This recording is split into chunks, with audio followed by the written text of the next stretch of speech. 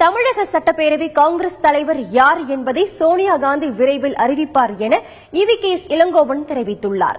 தமிழக சட்டப்பேரவை தேர்தலில் காங்கிரஸ் கட்சி 8 இடங்களில் வெற்றி பெற்றது. இதையடுத்து சட்டப்பேரவை காங்கிரஸ் தலைவர் பதவிக்கு KR ராமசாமி, வசந்தகுமார், விஜயதாரணி ஆகியோரிடையே கடும் போட்டி நிலவுகிறது.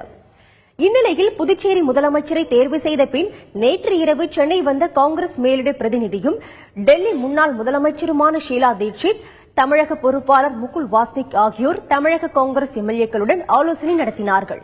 மாநில தலைவர் இளங்கோவன் மற்றும் 8 MLAக்கள் இதில் கலந்து கொண்டனர்.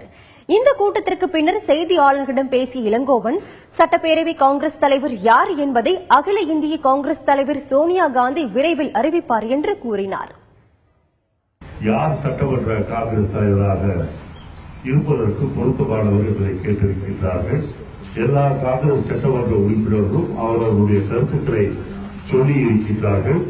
இவை அத்தனையும் மரியாதைக்குரிய ஷீலா தீட்சித் அவர்களும் முகுல் வாஸ்னிக் அவர்களும் அகில இந்திய காங்கிரஸ் கமிட்டியினுடைய தலைவர் சோனியா காந்தி அவர்களிடம் இங்கே சட்டமன்ற உறுப்பினர்களோடு நடந்த பேச்சுவார்த்தை பற்றி பேசி விரைவில் யார் சட்டமன்றத்தில் காங்கிரஸ் கட்சியை வழிநடத்தி செல்வது என்பதை அறிவிப்பார்கள்.